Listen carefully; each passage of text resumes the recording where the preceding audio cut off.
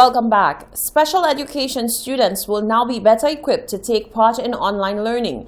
This after the donation of 130 tablets through the Education Quality Improvement Project.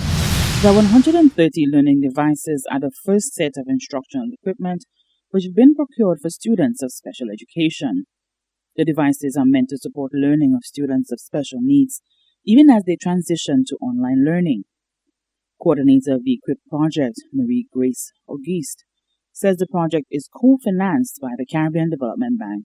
Earlier this year, the CDB saw it fitting that the ministries of education of borrowing member countries should be able to utilize funds already approved by the CDB itself to enable these countries to meet what are called eligible expenditure for interventions which have to be implemented in response to the COVID-19 pandemic.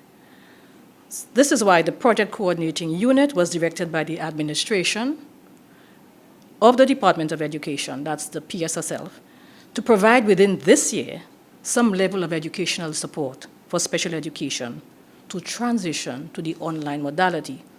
The support is in the form of supplying the necessary electronic platform to underpin ongoing teaching and learning. Chief Education Officer Dr. Fiona Meyer is elated for the support given to special education.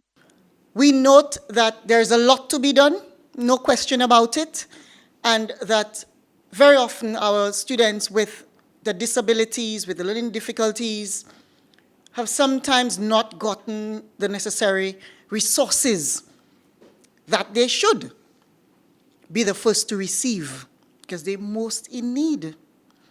So this is an opportunity to say thank you to EQUIP, thank you to the Caribbean Development Bank. We know that individuals make the difference. So somebody went out there to get us the necessary resources. And so there's a special responsibility that we must always take very seriously. The project coordinating unit will continue the procurement of specific assistive devices as well as electronic devices to assist the special education sector into next year. Teachers of special education will also be provided with instructional devices. For the Hot 7 News, Nisha Charles reporting. The United Nations has designated the 25th of November International Day for the Elimination of Violence Against Women. In St. Lucia, Minister with responsibility for gender relations, Dr. Gail Rigobert, says strides are being made to ensure that battered women receive more assistance and are able to leave the situations they find themselves in. On the other hand, a gender equality activist says the state has failed not just women who are in abusive situations, but all women. November 25th marks the beginning of 16 days of activism against gender-based violence. This year's observances are themed Orange the World, Fund, Respond, Prevent, Collect. In St. Lucia, well-known gender activist and president of Raise Your Voice St. Lucia, Catherine Seelys, says the system continues to fail women. There is a domestic violence bill. It's in the bill form. It has been at the Attorney General's office for quite a while. It's a very progressive piece of legislation. If St. Lucia were to enact it, it would be one of the most progressive pieces of legislation within the OECS and I think CARICOM at large when it comes to dealing with domestic violence. The Attorney General has failed to do anything about it, to speak about it. But I see the government drafting legislation dead of night. The Minister with responsibility for gender relations, Dr. Gail Rigobert, however, told the press on Tuesday that the Gender Relations Unit is working on fast-tracking some of the policies that are sure to benefit women who find themselves in such unfortunate situations. The Gender Relations Unit has put together a program of activities that will help to highlight some of those concerns, and hopefully we can do more to stem that practice in our society.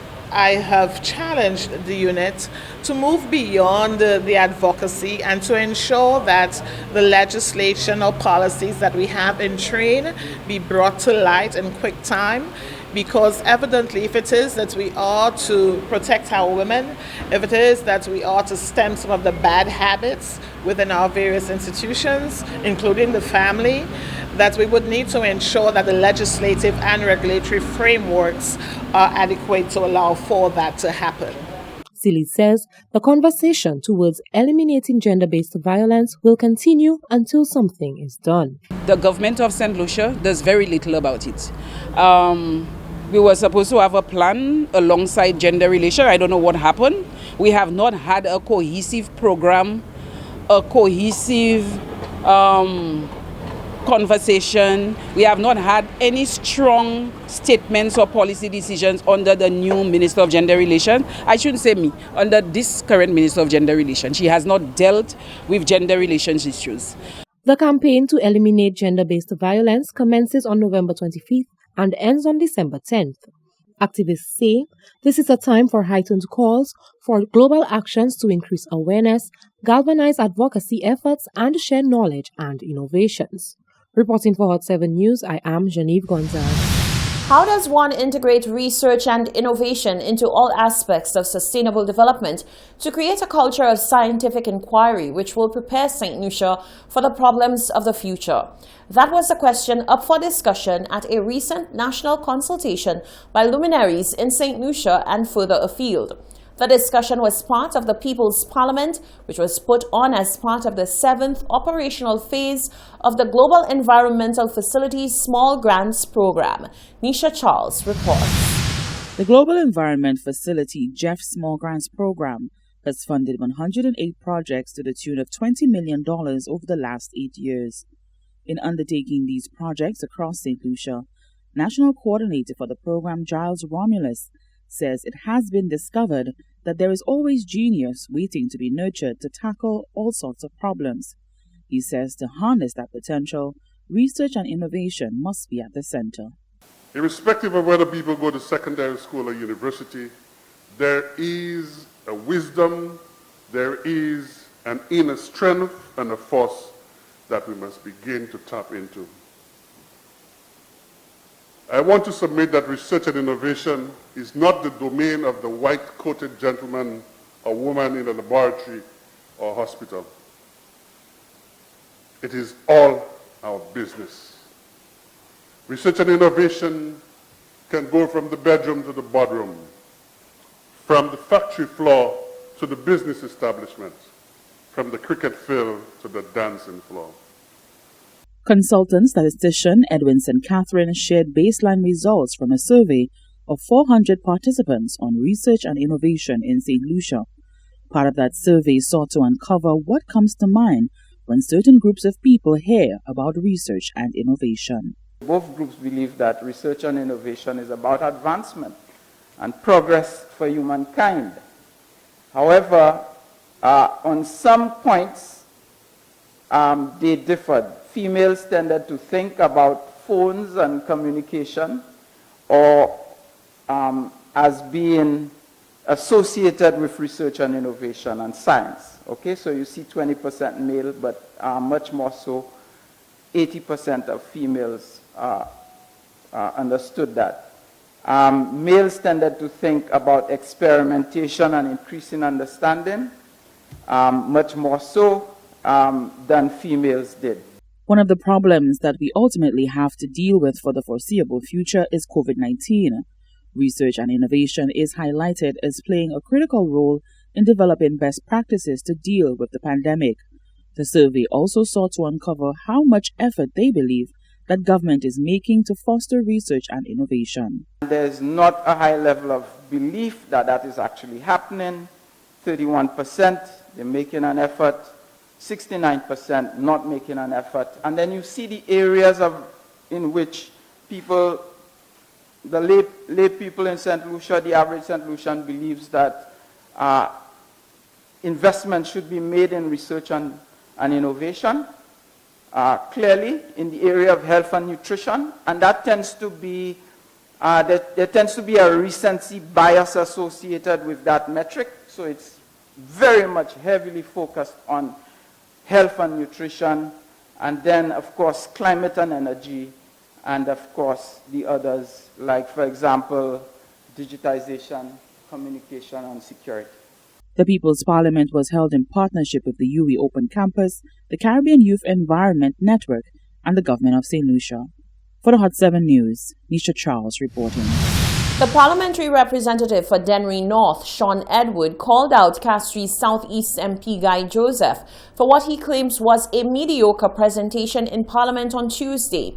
Edward asserted that when debating matters of the country's economic and health affairs, the retort should not be disparaging.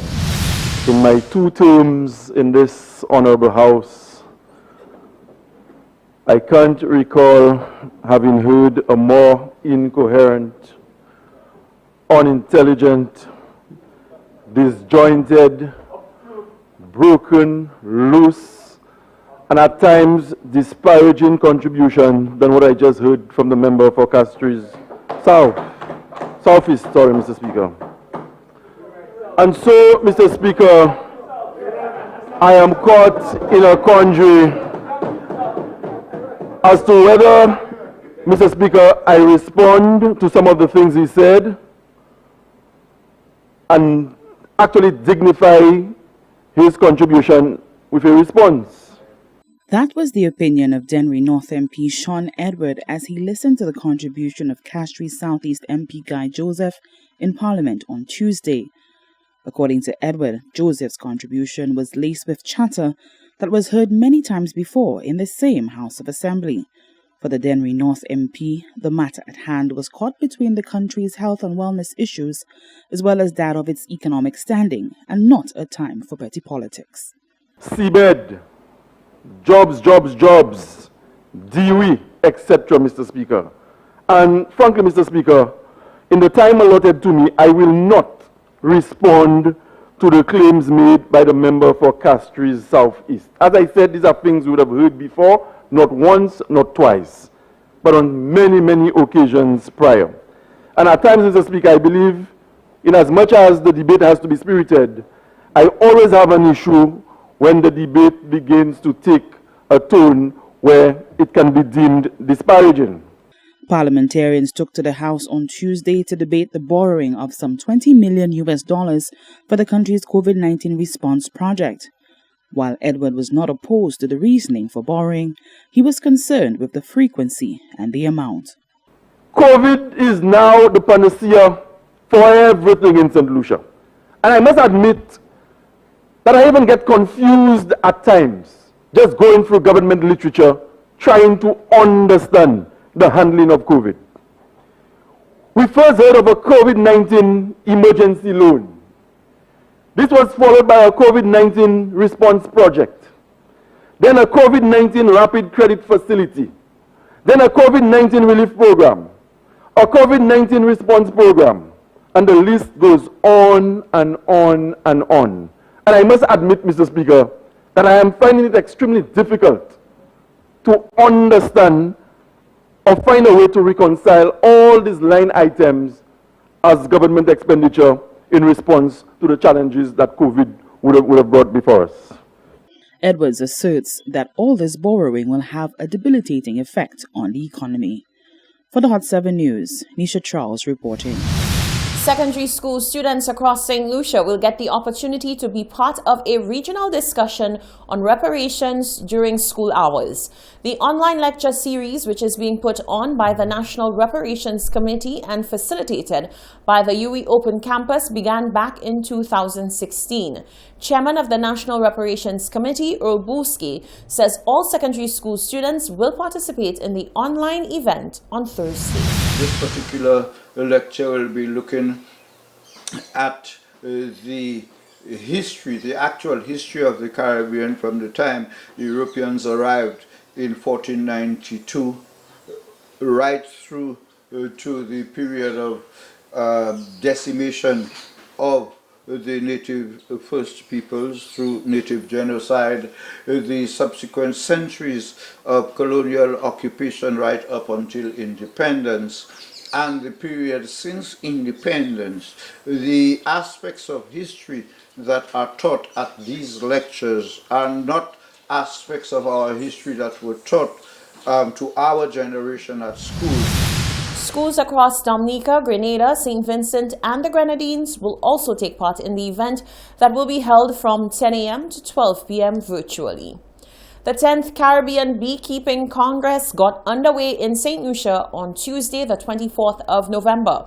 For For the most part, the week-long Congress is being held virtually, but there are a few activities on the ground. For example, a morning session focused on the rearing of queen bees, that is, the production of queen bees for the creation of additional colonies and consequently increased production of honey. More in this report. Day one of the 10th Caribbean Beekeeping Congress was held at Fiji at the site of an ecotourism project that involves beekeeping. Today, experienced and novice beekeepers were learning about queen rearing. The sessions were conducted by John Frederick, the Vice President of the Ayanola Apiculture Collective. Queen rearing allows you to be able to mass produce hives.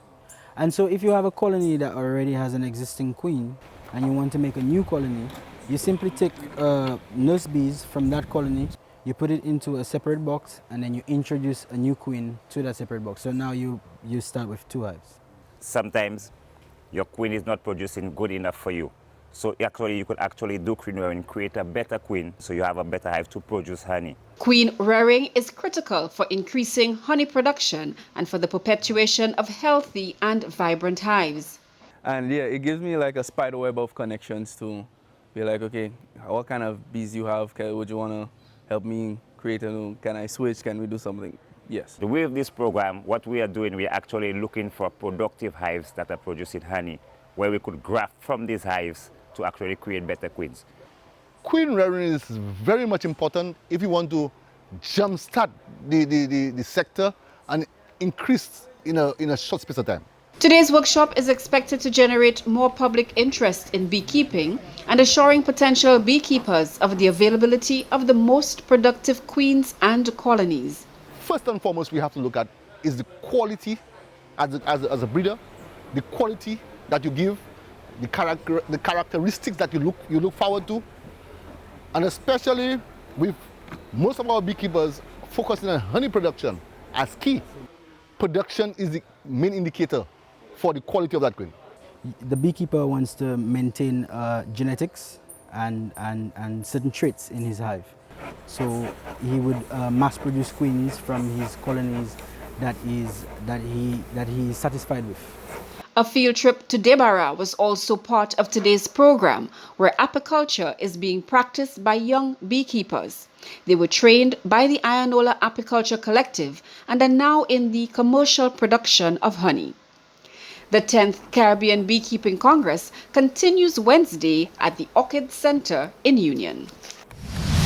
Stay with us. The latest weather forecast is coming up.